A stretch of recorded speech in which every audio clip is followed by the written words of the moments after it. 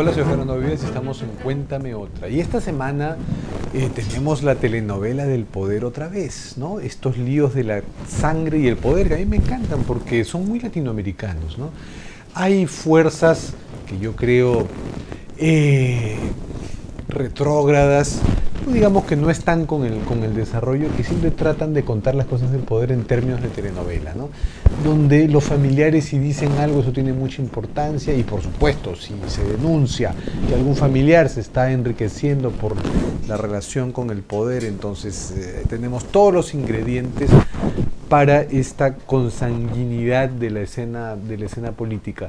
Pero lo interesante acá, y que para mí es un buen síntoma, es que la familia nuclear del presidente Humala, con familia nuclear quiero decir papá, mamá, hijos, o sea, Ollanta, Nadine y sus 3 hijos, se están independizando de la familia extendida, ¿no? De este clan patriarcal donde Isaac Humala se cree con derecho de planificar qué es lo que van a hacer sus hijos. Incluso Isaac Humala, en declaraciones que da a entender que él está muy molesto porque Ollanta sea presidente, porque en su plan el presidente debió ser Juan Tauro o Ulises, ¿no?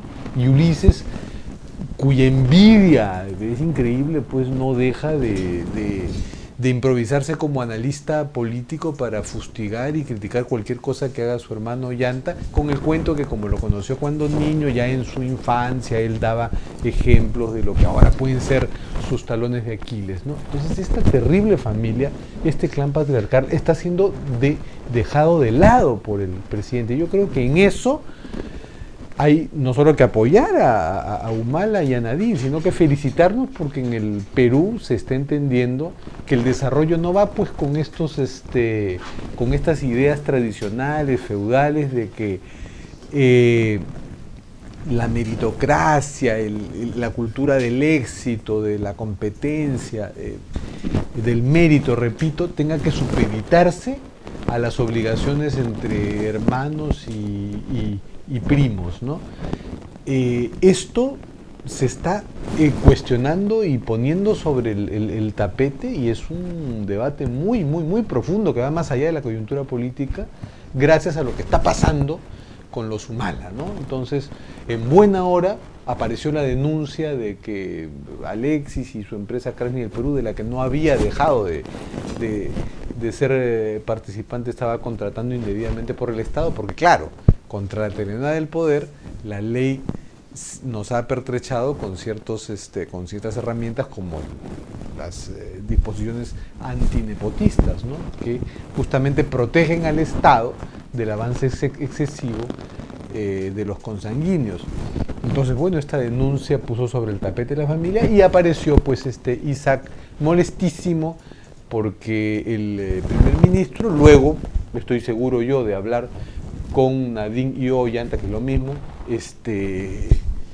dijo que ninguna familia tenía corona. Entonces ahí apareció Isaac diciéndole pendejo, y a su nuera borrachita de poder, lo que delata que su machismo es tan grande como su etnocarcerismo recalcitrante, ¿no? Entonces, en una columna que yo he escrito ahora en El Comercio, lo que digo, ¿no? Es que es adiós a las panacas, término que se popularizó cuando otra famosa panaca en el poder, la de Alejandro Toledo, pues hizo estragos, ¿no?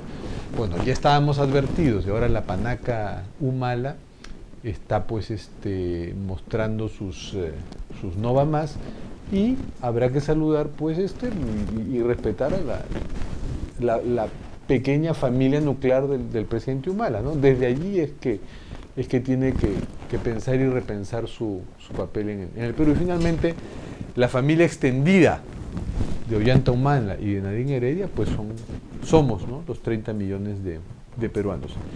De este y de otros temas, y sobre todo de los serios problemas en el Congreso de la República, vamos a hablar con un invitado especial, José Eliche, que es un abogado constitucionalista, pero por oficio ha sido secretario de la Presidencia de la República en la época de ese interregno tan interesante de Valentín Paniagua, y ha sido oficial mayor del Congreso y dirige una ONG, Reflexión Democrática. Vamos a hablar con él sobre estos temas de de la democracia y de sus formalidades luego de una pausa.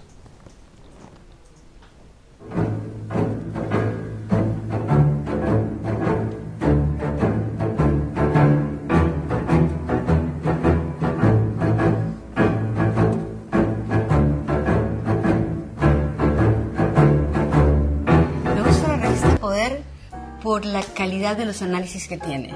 Tiene un análisis político-económico, tiene una buena combinación entre política y economía. Creo que ha venido a llenar un espacio dentro de las revistas peruanas. Poder llenó un vacío en el periodismo del Perú, del periodismo escrito, hace investigación económica y de la buena.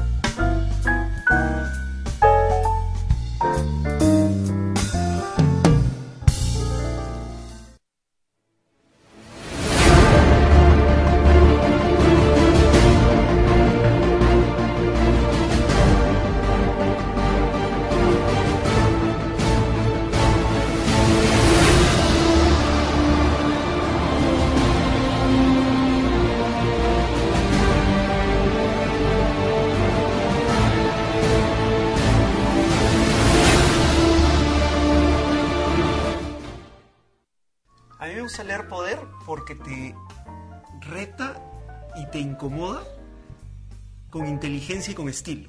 Leo la revista Poder desde su primer número hace ya justamente 3 años, porque es una revista indispensable en la formación de todos quienes queremos entender lo que pasa en el Perú. Es creativa, es inteligente y tiene rigor. Y eso para mí es el periodismo que me gusta y por eso leo Poder.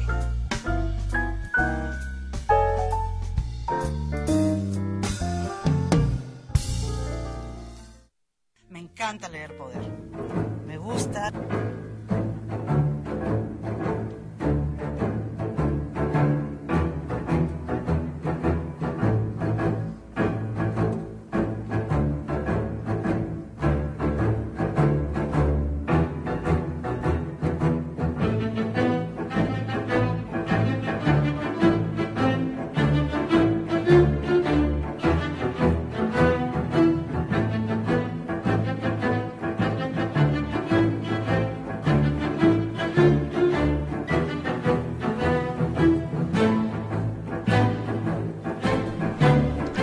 Soy Fernando Vivas, de nuevo en Cuéntame Otra, y como les había dicho antes de la pausa, estamos con José Eliche. ¿Cómo estás? ¿Qué tal, José? ¿Cómo estás, Fernando? Gracias por invitarme a tu programa. José, tú eres abogado constitucionalista, pero más que eso tienes una gran experiencia, pues, conociendo, comprendiendo y viviendo las formalidades de la democracia. Has estado en la Secretaría de la Presidencia con Paniagua, también, siguiendo con el Ejecutivo, has sido secretario general de la Presidencia del Consejo de Ministros. Del Consejo de Ministros con Del Castillo, y has sido oficial mayor del Congreso. Entonces sí, conoces todos los pliegues y reveses y protocolos de la democracia. Entonces quería empezar, antes de ir al Congreso, que es tu terreno de preocupación y de reflexión más importante ahora, porque además eres director ejecutivo de la ONG Reflexión Democrática. Quería hablar de un problema del Ejecutivo, la primera dama. Tenemos un presidencialismo de a dos, negarlo es tapar el sol con un dedo, ¿no? Y la primera dama, a mí me cae muy bien, por cierto, está pues despachando con ministros, está pues presidiendo delegaciones como la que ha ido a Brasil, ¿no? Que no es que ella era subalterna de la ministra Tribelli, y la verdad que era al revés, ¿no? ¿Qué hacer para que la primera dama y su importante papel en la política no genere estos debates y estos problemas legales? Bueno, en primer lugar hay que precisar, es decir, debe estar claro que la primera dama no es funcionaria. Eso creo que está claro para todos. Incluso ella lo acaba de decir, claro, que ella no es funcionaria. No está nombrada como primera dama. Que ha acuñado un término interesante, es una activista de las políticas públicas. Así es, ¿no? Y por eso es que en el despacho presidencial, ella no tiene un nombramiento para ocupar un cargo en el despacho presidencial. Lo que tiene es una oficina que existía ya desde hace varios años atrás, que se llama Oficina de Apoyo a la Primera Dama. La primera dama generalmente en la historia del Perú y en la historia de la mayoría de países, o también el consorte, porque ha habido presidentes que han tenido su consorte, ¿no? El primer consorte, ¿Y se han llamado así? No, estoy pensando en la experiencia de las monarquías, ¿no? Que se llama el príncipe consorte, qué sé yo. Es que la institución de la primera dama es como un rezago monárquico dentro Así de las es, democracias exactamente, ¿no? De ahí viene. Entonces, su función más bien ha sido protocolar, se ha dedicado a los trabajos de ayuda social y la mayoría de la población, de los analistas lo han aceptado. Así es, ¿no? Protocolar, está muy bien eso, protocolar asistencialista. Ahora, en el caso concreto de la primera dama actual, de la esposa del presidente, ella sin duda es una activista política, ¿no? Es militante del partido, ha cumplido y cumple, creo, un rol, bueno, ha cumplido por lo menos un rol importante en la formación y en el fortalecimiento del partido. Se le ve al lado del esposo, es cierto, en todo momento, a veces se percibe como exageradamente. Yo creo que lo que hay que hacer es transparentar el tema. Si no es funcionaria, que lo sea por ley. No necesariamente que sea funcionaria, sino que sí, o sea, ella ya lo dijo, es una activista por las políticas públicas y que sea eso, porque creo que la mayoría de la gente ya como que asimiló el tema, ¿no? Ella está al lado del esposo que es presidente, tiene cualidades, parece, para ayudarlo, y bueno, y que continúe ejerciendo de manera transparente, como creo que está a punto de hacerlo, ese rol, al lado del presidente de la República. Lo que no puede hacer, lo que no se puede revelar, lo que creo que a nadie le gustaría ver es lo que se dice que hace, es decir, que la primera dama esté despachando con ministros, que ella esté dirigiendo, que esté señalando cuáles políticas se deben desarrollar, cuáles políticas deben ser y cuáles se deben desarrollar. Ya hay varios indicios de que hay ministros que han tenido que ir a su despacho y han sido convocados por ella, y ellos van porque saben que ahí está el poder, ¿no? Y de pronto pueden quemar etapas y salir con un buen resultado de esa conversación con la primera dama. Puede ser, no lo sabemos con exactitud, ¿no? Pero yo creo que lo que se debe hacer, como está diciendo, es transparentar el asunto en el sentido de que ya definitivamente hay una especie de declaración de que está al lado del esposo, que le es útil a su esposo y que está haciendo un trabajo por el país sin ser nombrada funcionaria. ¿Pero tú no crees que sería lo conveniente ser nombrada funcionaria? No, por el tema de la responsabilidad. Justamente la figura presidencial la figura del presidente de la República es la de un mandatario, la de un funcionario que es irresponsable. La responsabilidad recae en los ministros. Si la primera dama es nombrada funcionaria, ella tiene responsabilidades. Y cualquier cosa puede pasar, justamente por ser la esposa del presidente. Ejemplo. No, bueno, que mañana en su oficina alguien que comete un error, cualquier cosa, ve una confusión, o en efecto se cometa algún tipo de delito o una falta, inmediatamente y le complicamos la vida al presidente. Al presidente. Primera familia de la nación. Así es. Y ellos nos la complican a todos. Así es, exactamente, ¿no? Yo creo que debe estar fuera de cualquier nombramiento. Entonces, y cuidado, pues, que no despache con los ministros. Sí. Como activista, sí, me parece bien. Humildemente aparezca, sí, pues, en algunos eventos. Sí, me parece. Y que no viaje en el avión presidencial. Claro, el avión presidencial, bueno, habría que ver, en realidad no conocemos todos los detalles. Ahí oficialmente ha ido una ministra, y ella pues, supuestamente ha ido acompañando, pero por los hechos sabemos que ella ha tenido un rol protagónico en este viaje, ¿no? Por ahí vi en algún programa de televisión, creo que en Medias Tintas, que tenían una copia de la invitación, y la invitación era a Nadine Heredia. Claro, ahí quizás habría que tener un poco más más cuidado en el futuro, ¿no? Tal vez pesó el género también, ¿no? Sí, también puede ser. Yo invito a Nadine. Pues, sí, puede ser, ¿no? Pero habría que tener un poco más de cuidado en eso. Sin embargo, bueno, digamos... O sea, ¿no crees que haya que hacer una gran alaraca por eso, ¿no? Porque eres tal vez de los que, como yo, estamos en ese más del 60% que pensamos que es una influencia positiva. Sí, definitivamente. Yo pienso que sí, ¿no? Y mucha gente piensa que sí, que es una influencia positiva en el presidente, que lo ayuda, ¿no? Pero ya creo que ya esto es el inicio de una declaración, digamos, para transparentar un poco el tema, en el sentido que ya se puso un título que me parece interesante, ¿no? Activista por las políticas públicas. Me parece bien, además muy técnico y está interesante. Sí, y claro, es que es algo técnico, pero también suena, porque en realidad puede ser un cajón de desastre, ¿no? Porque ahora, activista suena a humildad, y no es humildad, porque ella sube a los estrados y habla, y el otro día, esa vez que ha sido el fin de semana, con no era una mascaipacha, era una especie de corona, no sé si de ashánica, de alguna etnia amazónica, dijo que era la pareja del presidente, que era activista en de las políticas públicas, pero era como un mensaje a todos los que habían criticado su presencia en el gobierno presidencial. O sea, estaba respondiendo o sea, no es una actriz, es una voz cantante. Hace política. Va a ser difícil sacarla. Ahora es el rol que el presidente le permite asumir y desarrollar, ¿no? El rol que el país le está permitiendo, porque esa aprobación... Claro, eso era lo otro, claro. Yo creo que la mayoría de la gente ya como que ha asimilado. Ella que así tiene sea, más ¿no? aprobación que así es, sí. La mayoría de la gente ya ha asimilado eso, ¿no? Y bueno, mientras no sea malo para nosotros, está bien, ¿no? O sea, como que dentro de este nuevo enfoque pragmatismo que nos está cogiendo a todos, bueno, es una peculiaridad de nuestra democracia que hay que bancarla. Sí, claro, eso no quita, digamos, que en el futuro, ¿no? Este y otros temas que tienen que ver con la institucionalidad deban ser vía normas o tradiciones muy bien enraizadas, precisadas, es decir, que estas cosas sean muy precisas y que se sepa cuáles son los límites de cada quien, ¿no? Del presidente, de su esposa o de la presidenta, de su esposo. Pero entonces sí, esto que nos sirve de elección, hay que revisar la legislación para precisar mejor eso. Sí, yo creo que sí. Siempre ha sido un problema. Pero no es necesario hacer una reforma constitucional para eso. No, y ahora que tú recordabas el tema de... Yo había estado como secretario general de la presidencia. Bueno, con el presidente Paniagua no tuvimos ese problema. Porque su esposa esposa era muy tradicional. Sí, muy discreta, además, ¿no? En el caso del presidente Toledo sí, porque su esposa también era activista de algún modo, ¿no? Uy, no, si se trataba de Elian Carpio, claro, estaríamos viendo cómo abolir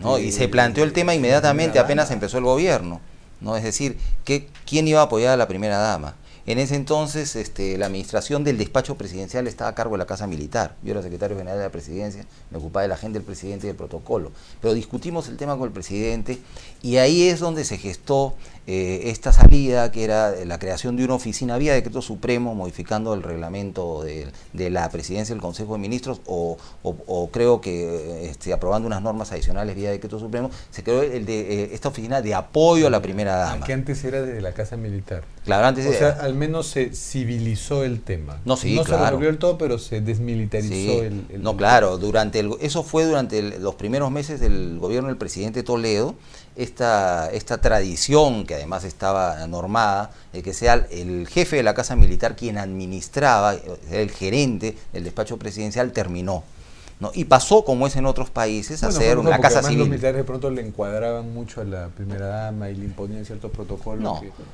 No, lo que pasa es que no parecía muy bueno que sea, digamos, personal con formación militar quien administre los recursos del despacho presidencial. O sea, se necesitaba una visión distinta. Eso el presidente Toledo lo cambió.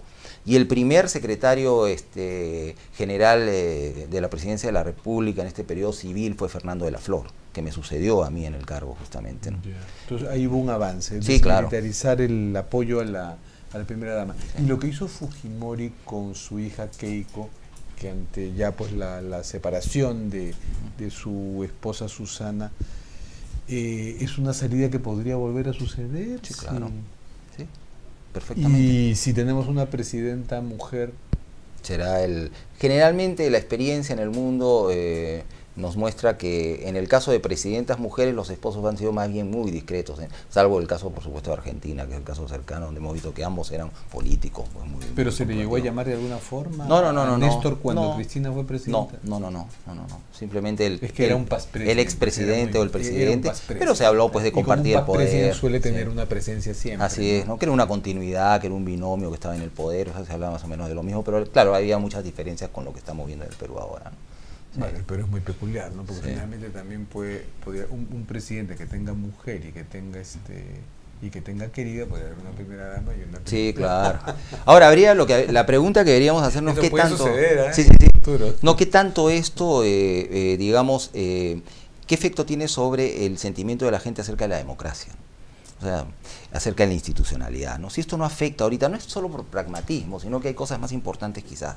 Entonces, este tema yo creo que debe pasar, hay que revisarlo, pero no es tan importante, ¿no? Además, sin duda Nadine Heredia tiene ganado una simpatía entre la gente. Porque claro, porque no nos cae mal Nadine Heredia, claro, porque presumimos que ante un presidente con formación militar, una mujer joven siempre le va a dar un halo de civilidad, ¿no? Sí, de los sí, efectos que él pueda traer del cuartel. No, y no hay que olvidar... Pero esa presunción puede ser un prejuicio a favor de Nadine que es verdad, está es verdad. impidiendo ver algunas realidades. Eso también puede ser así.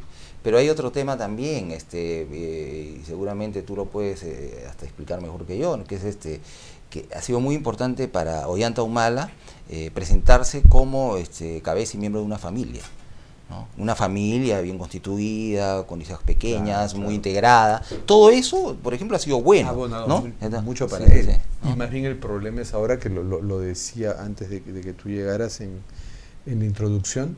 Ahora estamos viendo el declive de la panaca, de la familia extendida, ¿no? Y como una nueva conciencia que creo que es muy importante para la democracia, de que la célula de la sociedad es tu familia cercana, porque estos parentescos de tercer, cuarto o quinto grado lo que hacen es que perviva una idea de clan. Sí. El clan termina jodiendo repúblicas y empresas. Así es, ¿no? Y en lo que tiene que ver con la presidencia, además, los peruanos tenemos registrados una mala experiencia con todo lo que pasó con el presidente Toledo. Claro. ¿No? Entonces, más bien, yo creo que el presidente ha tenido reflejos muy rápidos, es decir, reaccionó muy rápidamente y inmediatamente cortó. Sí, ¿no? Es que, bueno, ha encontrado creo que es un buen operador, novato y todo, pero Juan Jiménez, sí, ¿no? Claro. Que salió muy rápido, tal vez el anterior Oscar Valdés. Novato con mucha experiencia en el sector público, en la cosa pública. Tú lo conoces sí, en claro. eso. Sí. Novato como operador político, sí, pero claro, conocía el Estado bien y tiene una buena intuición de cómo funcionan los medios. Las velocidades de nuestro tiempo te obligan, pues, sobre todo en la víspera de tu presentación en el Congreso, te obligan a llamar ya a la televisión y decir, ninguna familia tiene corona, antes de investigar el asunto. Así es. ¿no? Sí. Claro, que eso es bien importante. Que Isaac le diga, pues le ha dicho pendejo, entre otras cosas, ya creo que el país se está preparando para decir, no, acá lo que pone es el presidente, así es, que le debe respeto al país, y su familia es su esposa y sus 3 hijos. Así punto. Es. Así es. Los otros que se vayan a freír espárragos. Y ese núcleo familiar que se ve compacto proyecta una excelente imagen, ¿no? Incluso yo me preguntaba si en la última encuesta no mide exactamente eso, pero de pronto sí es un factor, una variable ahí escondida, este incremento de la popularidad de la aprobación presidencial que ha habido.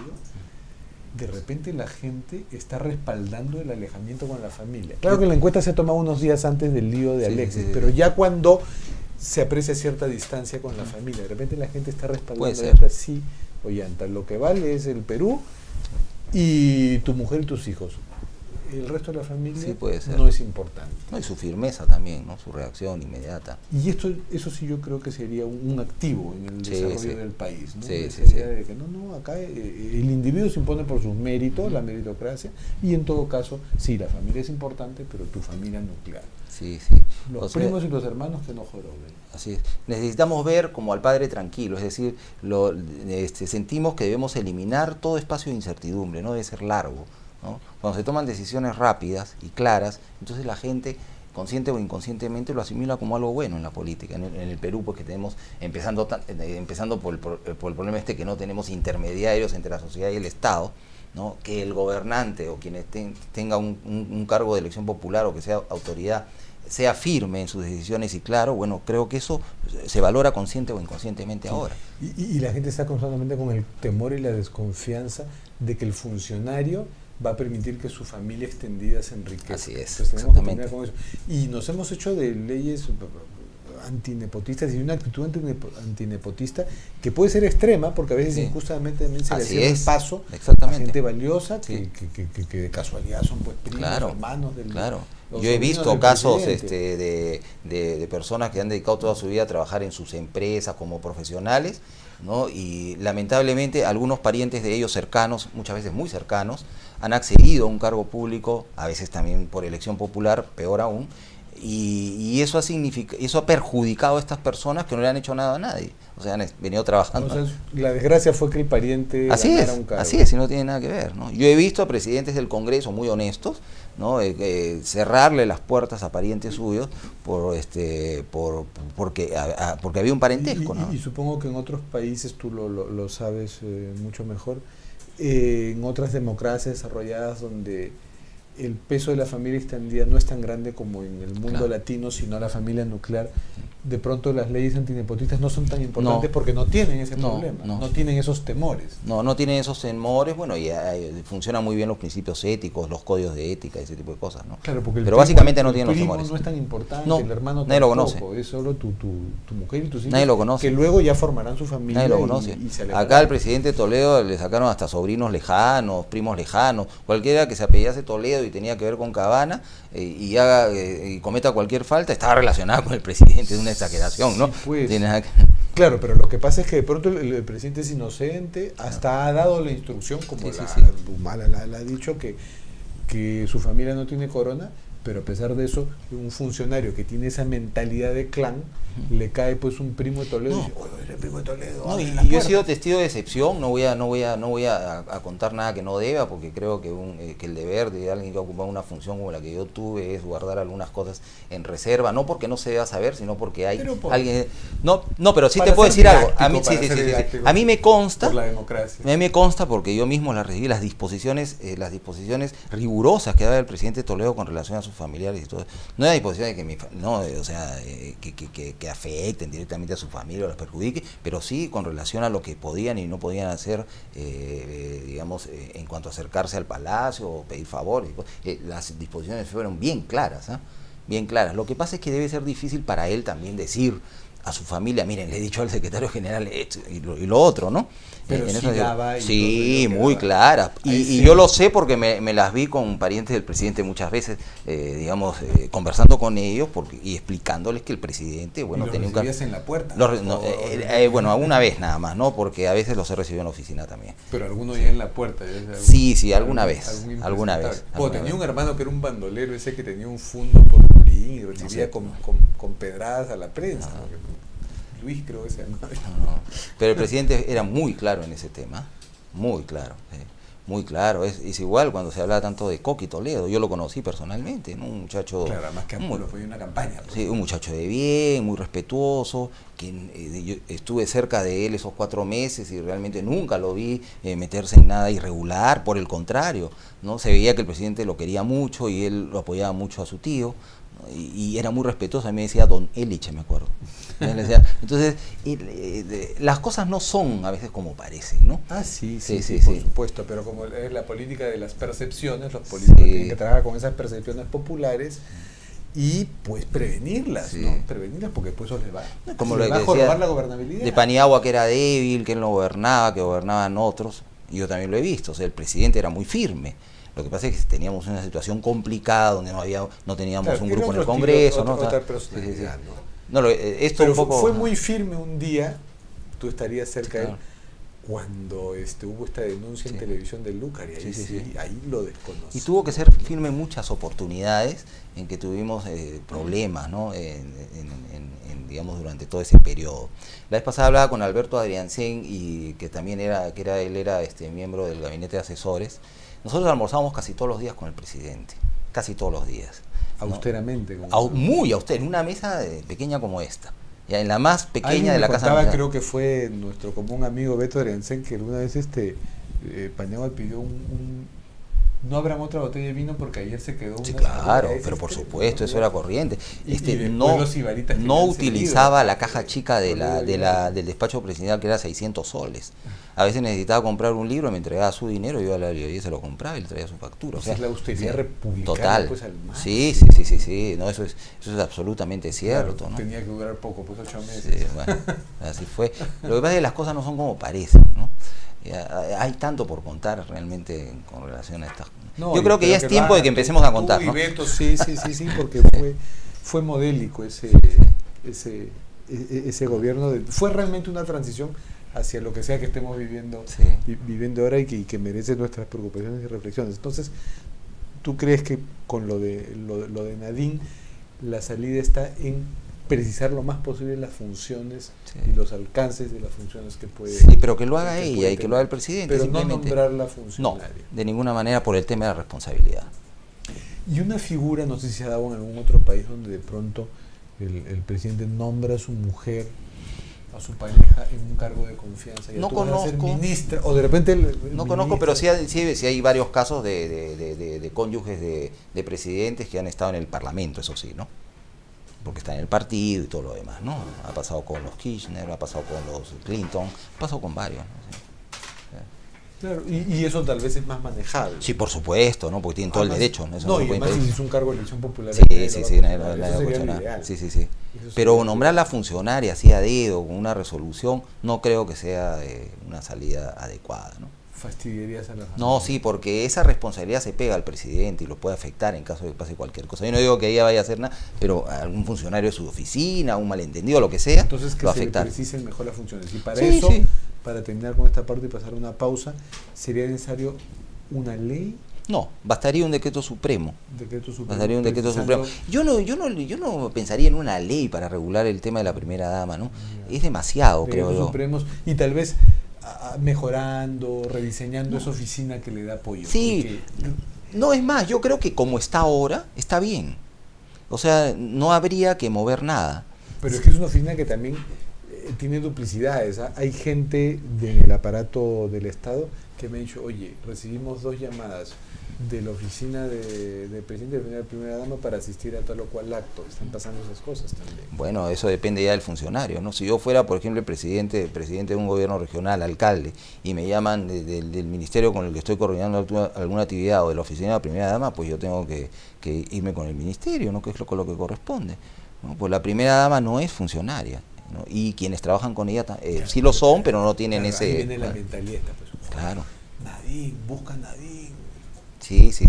O sea, lo que habría que regular es más bien que autorregular, ¿no? Es decir, la primera dama debe definir el rol de quienes trabajan con ella, en el sentido de que no pueden ejercer presión por acá, no pueden mandar por allá. No, ahora ella declaró que es una activista de las políticas públicas, debía definirse el rol general de la primera dama en este... ¿no? Has tenido una buena salida, que es la que se suele mencionar en la prensa. Cuando hay problemas con la prensa y se discuten los alcances de la libertad de expresión, se dice, no, la salida es la autorregulación. Sí. Y lo mismo, ¿no? Frente a este problema, hoy la primera dama se está excediendo, que se autorregule el poder. Sí, es una buena y se puede, ¿no? práctica. Yo creo que pueden. No, yo creo Antes que regular, pedirle autorregulación a los poderosos. Tal vez ahora que están en su segundo año, pero al tercero o al cuarto de pronto, ahí sí vamos a coincidir en que será necesaria una ley que el Congreso... Puede ser. Y que el Congreso se meta en el asunto, ¿no? Es como el tema de los vicepresidentes, que a veces se pide que se regule este asunto. Yo prefiero que se quede así, ¿no?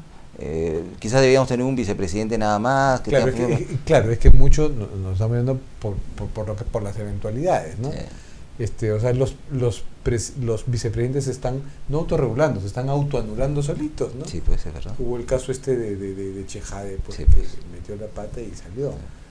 Y Marisol Espinosa creo que está bien, mucho más. Sí. No, y siempre por sucesión. Nunca me pareció decente. No, y siempre por Marisol sucesión Espinosa, constitucional sí. Tenemos pues la presidencia del Congreso que sí, puede ser una cadena interminable. Marisol Espinosa acaba ya de plantear una discrepancia ha dicho que no está de acuerdo con la ley del negacionismo. Sí. ¿Estás de acuerdo? Bueno, lo que pasa es que como hay que crear un tipo penal, es un tipo penal delicado, ¿no? Muy delicado, ¿no? Porque ya han señalado, pues, los críticos dicen, pero ¿qué vamos a negar? ¿Toda la violencia o solo la violencia cometida por no, porque desde el origen desde el origen histórico del negacionismo ya se han planteado algunos problemas, incluso que tenían que ver con la libertad de expresión, porque esto nace con o sea, el negacionismo es una corriente que fue además combativa, una corriente contra la negación del holocausto. Sí, claro. ¿No? Entonces es una especie de penitencia que se ponen así los alemanes. Así es.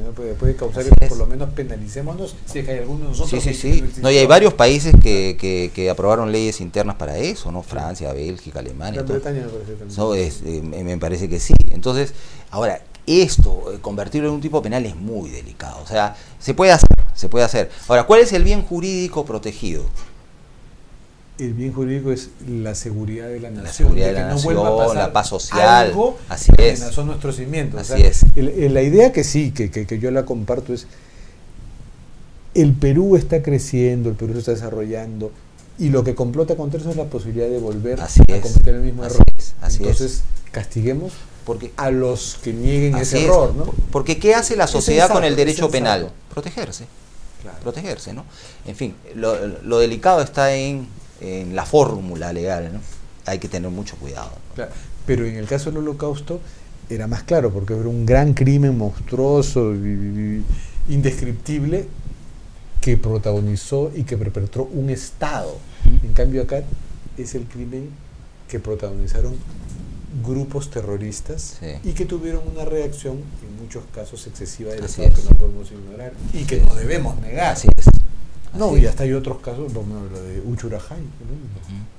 Ahora es un negación. Uchurajay no fue ni el Estado ni los terroristas, fueron unos confundidos con una confusión, y violentos campesinos. Sí, sí. Ahora, la ley, las normas o los movimientos negacionistas generalmente han sido movimientos para enfrentar otro tipo de negaciones, ¿no? Porque las regulaciones que se dieron en Francia, en Bélgica, fueron justamente contra el negacionismo del Holocausto. Nosotros ahora, la ley del negacionismo lo que pretende es sancionar a quienes justifiquen o nieguen la violencia terrorista que hemos pasado, contra otro negacionismo, que es el negacionismo de quienes apoyan, ¿no? Y dicen que no pasó nada, que fue un movimiento social, que tuvieron todo el derecho del mundo y además era muy democrático, que actúen contra el Estado porque había injusticia y todo lo demás. O sea, no. Bueno, por lo menos el debate no va a salir, pero creo que va a terminar en nada. Va a ser una pequeña derrota de Juan Jiménez. Bueno, hacemos una pausa y luego hablamos del Congreso. Bien.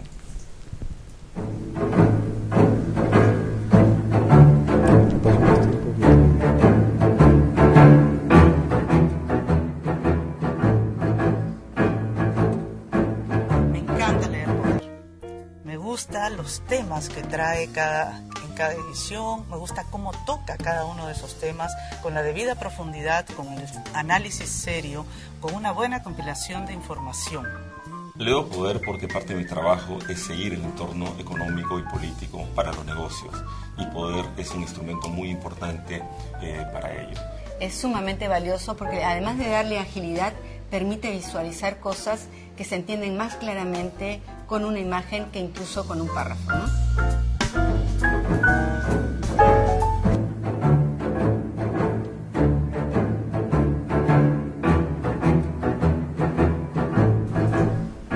Soy Fernando Vivas, estamos de nuevo en Cuéntame Otra con José Illiche. José, estábamos hablando del Ejecutivo y ahora la reflexión democrática, que es el nombre de la ONG que diriges, hay que llevarla al Congreso, que es además el campo de acción de la ONG, el campo de acción privilegiado, sí, ¿no? Han apoyado, ustedes escogían algunos congresistas para apoyarlos en sus campañas, sí, y ahora pues ofreciéndoles capacitación, sí, eventos. Sí. Y también apoyo ¿no? para que sean mejores financiamiento de los gastos de la campaña. Y por supuesto, al apoyar a unos y a otros también se han ganado pues algunas críticas, porque, sí, por supuesto, no, que supongo que para una próxima campaña van a ser cada vez más plurales. Sí. Bueno, hemos sido plurales ahora. Hemos invitado a todos, participaron, ¿no?, los que decidieron participar. Y tienen un jurado, un grupo que... Un jurado totalmente independiente, no podríamos influir sobre ellos. Cualquiera de estos jurados que hubiese sentido presionado hubiese abandonado inmediatamente el trabajo. Y tienes auspiciadores que, no sé si el término es el correcto, porque no estamos hablando de anuncios publicitarios, pero bueno, creo que auspiciadores, sponsors, sí, claro, son empresas privadas. Que son empresas grandes. Sí. Pero que también tienen que cuidarse ustedes de que no vayan ellos a dirigir, oye, este tipo de congresistas quiero y este tipo no. Además, los congresistas que ahora están en el Congreso y que participaron en el programa son los que mejor han rendido cuentas de sus gastos electorales de acuerdo a la ley. Y que tienen una producción legislativa interesante. Sí, son bastante buenos. Simpatice uno con ellos. Así es. Sí. Que son Bueno, está pues Juan José Díaz Dios, está Luis Que Galarreta. es congresista que no es fujimorista de origen, ¿no? Que es de renovación. No, él es de renovación, sí. Sí, ¿no? que salió muy, Sí, ¿no? muy activo. Sí, ¿no? Luz Salgado, Cecilia Chacón, Juan Luz Carlos Salgado, Seguren. que es de los mejores fujimoristas. ¿No? Michael Urtecho, en fin. Urtecho es de... Él entró por solidaridad. Por solidaridad. Sí, ¿no? Michael Urtecho, en fin. Galarreta. Sí, claro, Luis Galarreta ya lo había nombrado, ¿no? Ya dije también a Juan Carlos Seguren, Alejandro Aguinaga, Cecilia ¿no? Chacón. Cecilia Chacón, el propio Alberto Bengolea, que en realidad a él lo apoyamos solamente con la parte de apoyo de medios, porque él no alcanzó el cupo, ¿no? Él no recibió, digamos, apoyo para la campaña, que nunca fue en efectivo, ¿no? Sino nosotros pagamos las cuentas publicitarias, ¿no? De acuerdo a unas reglas que además poníamos, ¿no? Así que con Cecilia Chacón hubo cierta discusión. Con Cecilia Chacón no solo hubo porque cierta discusión, con ella hubo toda la discusión, pero nosotros la defendimos, ¿no? Porque además en el caso de ella nosotros teníamos varios elementos para defenderla. En primer lugar, que para nosotros, o sea, ese es un tema que estaba judicializado, que estaba corriendo ahí. Y además su padre había sido apoyado por la propia Defensoría del Pueblo, que entonces encabezaba Beatriz Medero con una amicus curiae por todo el tiempo que se había dilatado este proceso, y por todos esos elementos y además lo que había estado haciendo en el Congreso, la apoyamos, porque ella en realidad participó en la primera edición de Impulso, ¿no? Es decir, en el periodo anterior. Impulso es que le llama el proyecto, Impulso para un mejor Congreso, y nosotros lo reducimos a Impulso, ¿no? Y el directorio de Reflexión Democrática decidió que todos los que participaron, en la medida en que no nos habían defraudado, pues pasen directamente al segundo programa, y así fue, ¿no? También estuvo Wilder Ruiz, que lamentablemente no fue elegido. Yo sí tengo mis dudas sobre Cecilia Chacón, porque sí, creo que igual este problema legal que tenía, que no era pues un problema surgido en enfrentamientos políticos, sino con el hecho de que su padre se habría beneficiado de la corrupción montesinista, y la salpicaba ella. Y yo creo que hubiera sido mejor dejarla que se defienda sola, pero en fin. Eso no quita que hayan muchos otros congresistas que sí han utilizado el impulso que les han dado ustedes para tener una producción legislativa. Y varios de ellos importante. Ahora además no solo están desarrollando un trabajo importante, sino que son congresistas uno tras otro que están convirtiendo en congresistas transparentes, ¿no? Empezamos con Luis Galarreta, que es quizás el congresista más transparente de la historia del Perú. Seguimos con Lourdes Arcolta, que no participó en el programa, pero que sin embargo... Tan transparente que dejaba que le oyeran sus comunicaciones telefónicas, que lo chuponearon. Sí. Bueno, además... Porque lo chuponearon. Y más allá del apoyo a estos congresistas a que sean más transparentes y que produzcan legislativamente, ¿cuál es la reflexión democrática que habría que hacer en general para mejorar el Congreso? Bicameralidad, de hecho. Sí. Anular el voto preferencial. El maldito voto preferencial que el otro día me dijeron. Conversaba con Fernando Tuesta, que él había sido de los propulsores del voto preferencial y ahora se arrepiente. Pero como la realidad nos hace cambiar las perspectivas. En un momento podemos estar, es con lo que hablamos de la primera dama. Es que a veces nos emocionamos. De pronto dentro de 2 años, ¿qué hacemos? Que desaparezca la institución de la primera dama, ¿no? Entonces, claro, yo me pregunto, por ejemplo, en el caso de la bicameralidad, ¿qué hay de diferente entre la experiencia bicameral y la unicameral? En términos de eficiencia del Congreso. Antes que lo piensan 2 veces. Que lo piensan 2 veces, ¿no? Pero es una garantía. O sea, el problema creo que no está ahí, ¿no? El problema, sí, anular el voto preferencial me parece genial. Quizá pensar a fondo y pensar bien el tema de recuperar la bicameralidad también. Pero el problema principal ya está fuera del Congreso y antes que el Congreso, el problema de las organizaciones políticas. O sea, no tenemos ese espacio donde los ciudadanos se formen en la política y se formen para la gestión pública. Pero además hay que entender que eso se refleja inmediatamente en el Congreso. Tenemos grupos parlamentarios débiles, tenemos transfugismos, traiciones y todo lo demás. Entonces, la población no tiene organizaciones de las cuales recibir en forma permanente un mensaje claro sobre lo que están priorizando, lo que están pensando hacer y la justificación de las decisiones que están tomando. O sea, todo es como algo muy amorfo, ¿no?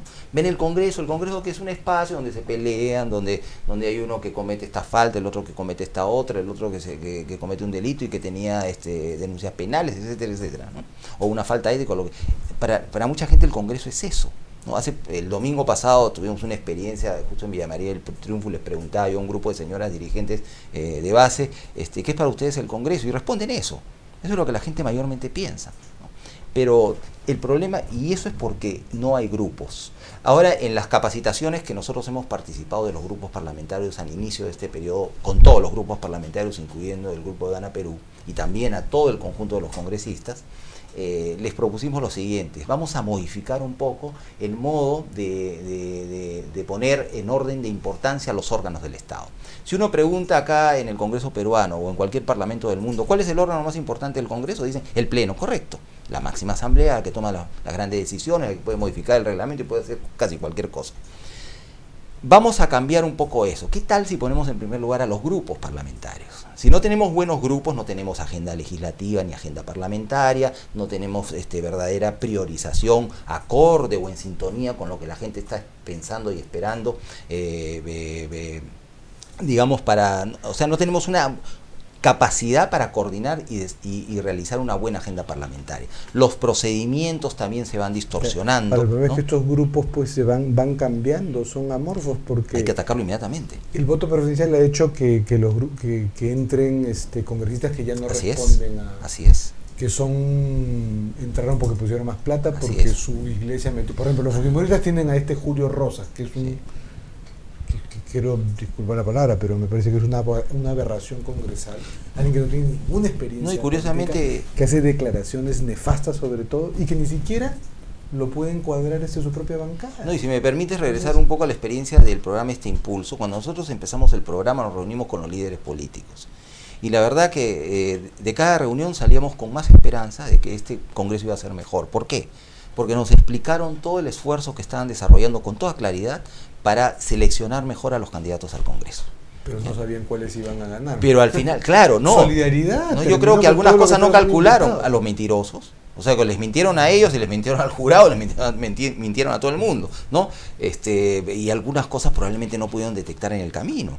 Igual tenemos un Congreso como el que tenemos. ¿Y tú estás de acuerdo, por ejemplo, que sería bueno que sí se permita que los candidatos a la presidencia sean también encabecen su lista para tenerlos en el Parlamento? Sí, definitivamente. Ahí el Parlamento tendría más valor. Definitivamente. ¿No? Porque ahora, ¿dónde está Lourdes Flores? ¿Dónde está Castañeda Locios? Sería bueno tenerlos en el Parlamento. Porque uno los entrevistan ahora, generalmente son los políticos más lúcidos, los que tienen más claras las cosas, los que se han preparado para gobernar. A veces nos olvidamos de dónde están. Sí. Están en la penumbra, hay que sacarlos. Y claro, como tienen algunos congresistas vocingleros, entonces se olvidan de ellos. Sí, no, eso sería una gran cosa, por supuesto. Entonces eso otra eso es importante. Pero el tema es ese. Ahora, el Congreso peruano es un Congreso innecesariamente complejo, ¿no? Tiene un sistema procesal muy complejo. Que además lo has conducido muy bien como no, pero además está determinado por la Constitución misma, pues, ¿no? Tienes investidura del gabinete, por ejemplo, en el caso del control, investidura del gabinete, tienes interpelación, invitación a los ministros a informar, estación de preguntas, investigaciones parlamentarias, control sobre los actos normativos del presidente de la República, una barbaridad de procesos. ¿Y todo eso se podría aligerar, adelgazar con reformas constitucionales o...? Reforma, yo creo, claro. Ahí sí es inevitable. La gran reforma constitucional muy radical sería simplificar todo el Estado. Pero hace tiempo que estamos con una agenda de reforma constitucional que no se llega a hacer. Claro, lo que pasa es que lo que pasa es que estaba trabajando algo que creo que Jorge del Castillo intentó seguirlo, pero de ahí lo que pasa es que la reforma ha consistido, los proyectos de reforma han consistido mayormente en modificar lo que ya está, ¿no? Ahora, claro, hablar de un proceso constituyente es hablar de algo grave, profundo, delicado, muy delicado. Y la gente se asusta, ¿no? Y ahora con el lío de que la reivindicación de la Constitución del 79. Sí, que también ya era bien complicada, ¿no? O sea, yo creo que un país como el Perú, que está en un umbral de oportunidades, donde la gente tiene, digamos, un ánimo distinto con relación al futuro, lo que necesita es un Estado más simple que todos podamos entender. En todas partes del mundo, como quiera que se llamen, aun cuando sea una fórmula anacrónica en términos, digamos, en términos académicos, existe una separación de poderes. Siempre hay los tres poderes, ¿no? Los grandes tres órganos del Estado. Alguien que representa, legisla y controla a los demás, otro que gobierna y administra, que es el Ejecutivo, y otro que ejerce la función jurisdiccional, ¿no? Todo lo demás debe apoyar esas tres funciones, ¿no? Y el Estado debe estar muy simplificado. Nosotros tenemos uno de los estados más complejos de la Tierra, porque tenemos los tres poderes que se confunden con otros que son poderes del Estado, porque aun cuando, por ejemplo, el defensor del pueblo es elegido por el Congreso, o los miembros del Tribunal Constitucional, los magistrados son elegidos por el Congreso, una vez que son elegidos, digamos, asumen una posición de total autonomía. Y en esa son poderes. Se cuela la corrupción. Todo, y la confusión de la gente. Es el marco protector de la Así es, necesitamos un Estado más sencillo. Y esto no tiene nada que ver con pensamiento liberal, contra pensamiento estatista, no. Creo que necesitamos un Estado más sencillo. Sí. La filosofía No, pero esto también puede tener, por supuesto, una base hasta filosófica, ¿no? O sea, sí. Y podría ser, sí, sin duda, de corte liberal, ¿no? Pero también hay dentro del liberalismo corrientes, una es el liberalismo social, o sea, no hay que asustarse mucho. No, para nada, en eso yo soy pragmático y en eso coincidimos, y con eso nos vamos despidiendo. Muchas gracias. Gracias a ti, José, por tu presencia. Hacer la conversación. Y con ustedes hasta el próximo martes en Cuéntame Otra, y los dejo con Giovanni Infante en Conducta Impropia.